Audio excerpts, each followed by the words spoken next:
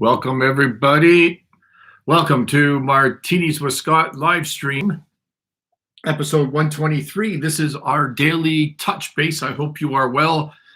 If anybody joins us, nobody's on right now, so I won't even bother with the, hey, ask some questions or say hi in the chat. We're going to talk about today. We're going to talk about talent stacks. We're going to talk about knowing what we don't know. Hi to whoever joined. Just say hi in the chat. See if you have any questions you want me to address.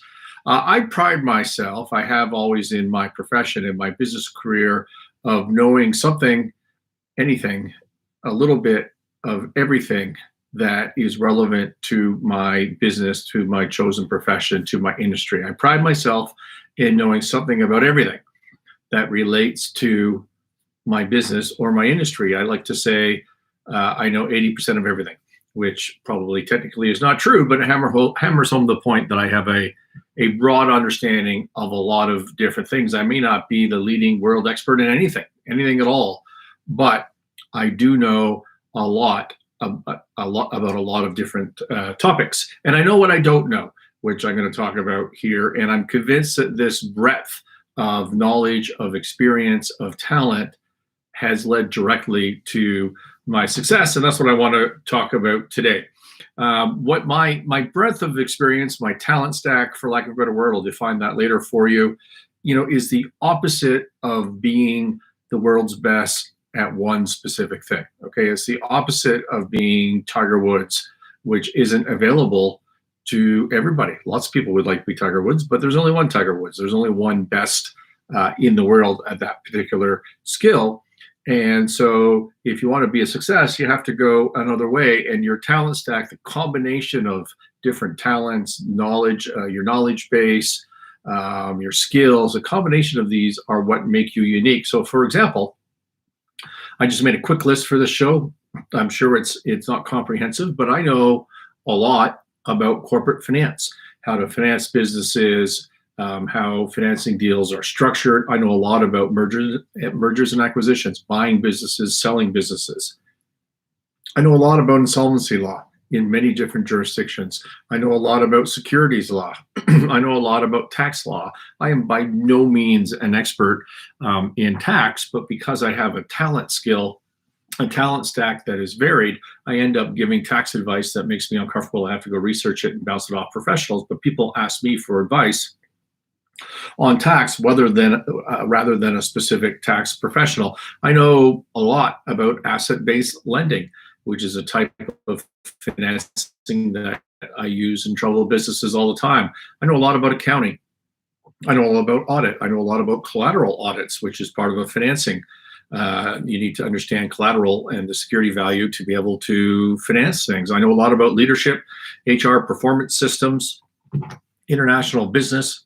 I've worked in 27 countries in the not so distant past. Supply chain, business valuation. I'm a trained business evaluator. I know a lot about persuasion, which has been a passion of mine. It turns out I've been pretty good at it, but studying the art of persuasion has been a passion of mine for the last few years. I know a lot about communication and speaking, marketing, hiring and firing, assessing people, risk management, and on and on and on. It's not intended to be a comprehensive list. It's intended to tell you that if you stop and think, you have varied skills, and the more that you add to your talents, the more diverse items that you add to your talents, the better off you're going to be. There's two ways to be extraordinarily valuable in this world.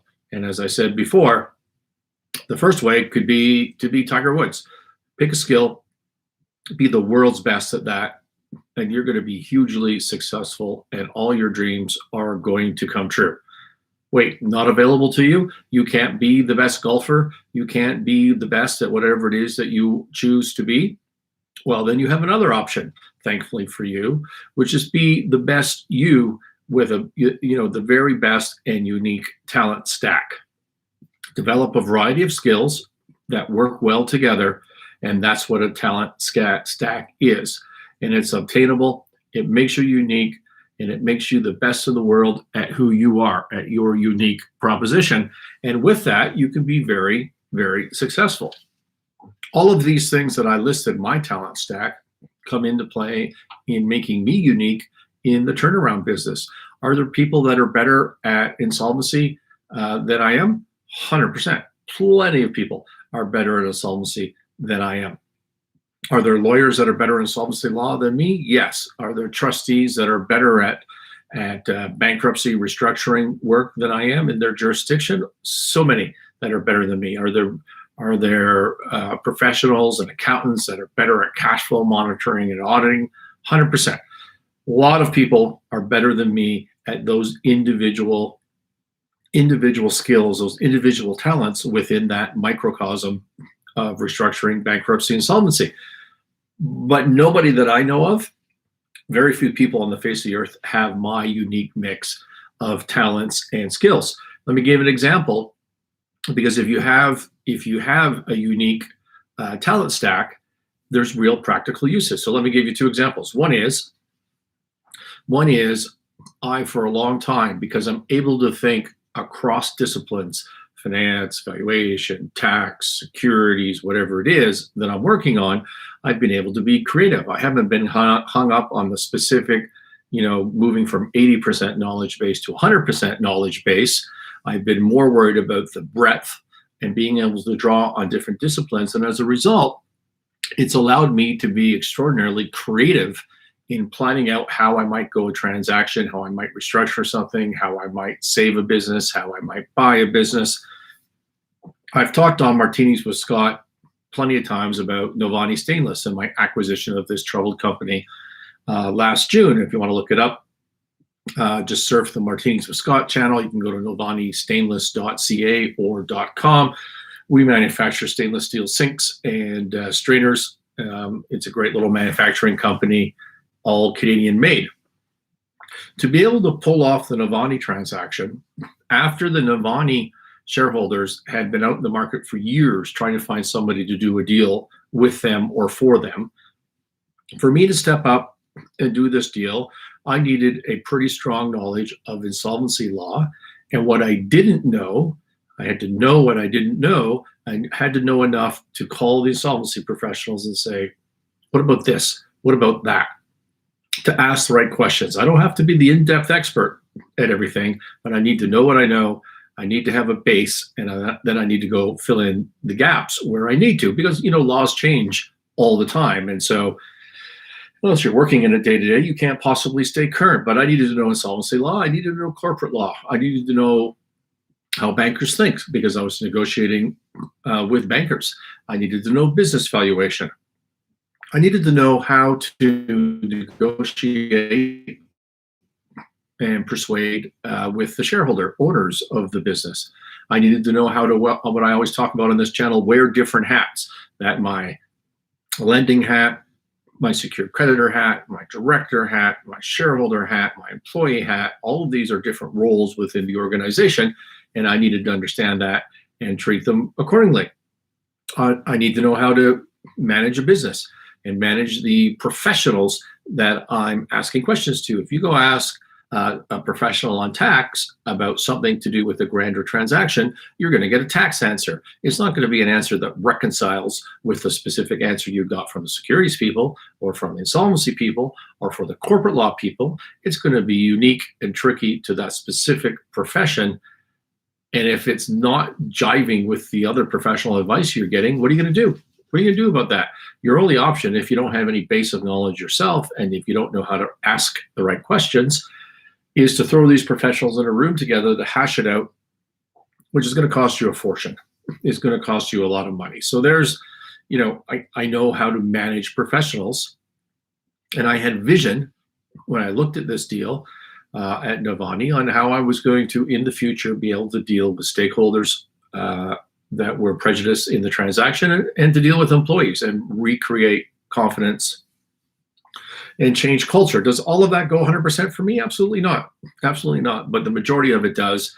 And that's why this has been and will be a success.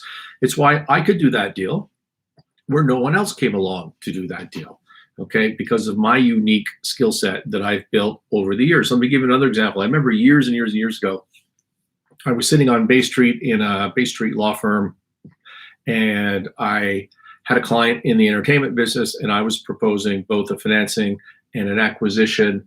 And when someone, particularly my age back then, when I was pretty young, when some independent corporate financer, investment banker person comes into a client and starts working with that client, comes up with a grand scheme to create a ton of shareholder value, the law firm for that client is going to push back, and they're going to take the negative side of that thought process, and they're going to try and stop the deal based on whatever risks that they perceive, or they think, well, this guy's probably an idiot. He probably doesn't know everything that we know as lawyers. And I remember I'm in a boardroom on Bay Street in my early 30s, literally by myself. Not even the client was there. And sitting across the table from me at a national significant law firm, and this is a Canadian story, but you could just, use it on Wall Street if you want to. And across from me was a securities lawyer, was a corporate law lawyer, was a banking finance lawyer, was a tax lawyer, and an entertainment lawyer. So entertainment, tax, banking, corporate securities. So I had at least 5, it felt like more, lawyers across the table from me who proceeded to raise objections with everything within their specialty that had to do with my plan. And I was able to sit there by myself without counsel and answer every one of those questions and push back where appropriate, because again, what professionals do is they do a deep dive within their speciality to show how smart they are, okay? But it's not, their advice and their thinking is not reconciled with the lawyer sitting beside them who has a different speciality. I was able to answer all of those questions for over an hour. It was being on the hot seat, but it wasn't uncomfortable for me because I have this varied talent stack. And at one point, the senior lawyer in the boardroom kind of looked at me and said, well, you seem to have this under control. You seem to generally know what you're up to. And that was the end of the meeting. We went off, and the client made a bunch of money, created a lot of value. We got paid a big fee, and everything was happy. There's an example of having a varied, diverse talent stack and how it can work for you. How do you create this talent stack? It is a lifelong pursuit. I am in my mid-50s. I get older every day, unlike some of you. And I have a mission to learn things this year. Some of it's carried over from last year where I kind of failed because it was more complicated than I thought. But here's what I'm learning right now to add to my talent stack. I'm learning about personal branding. I'm learning about branding, corporate branding, as distinct from personal branding. And my new one, which I decided yesterday, is I need to start doing a deep dive to learn that 80% threshold on environmental consulting, because in the turnaround business, we end up with a bunch of gray properties, brownfield properties, sorry. And, the environmental consulting business is kind of a bit of a sham. I'm sorry to tell you, but, you can get quotes on the same problem from somewhere. I got one right now. I think there's a $100,000 quote on this, and there's a $10 million quote on the exact same issue from varied consulting firms. How the hell am I supposed to figure out what makes sense and what questions to ask if I don't start educating myself on that particular field? That's part of a talent stack. By the way, I just want to give credit on the concept of talent stack. Go check out Scott Adams, Adams. Google him. He's the creator of Dilbert. That's what he's most famous for. He's also a persuasion expert. He has a daily podcast. He's written a ton of self-help books, for lack of a better word, that give you strategies for leading life. As far as I know, talent stack is his concept. That's sure as hell where I got it from. I've been doing it. I've been doing it for years without putting a name to it, which is exactly my experience with Scott Adams' content is I go, oh yeah, I'm doing that. I just didn't have a name for it. And then it pisses me off because I can't think of a better name than he's already applied to it. But take a look at his content. I'd like to give a shout out where a shout out is due. Keep learning, vary your skills. You don't need to know everything. You don't need to be the world expert. The more you know about your field in diverse knowledge, the more you know, the more unique you are, and then you will be the best with your uniqueness. Take care. Talk to you tomorrow.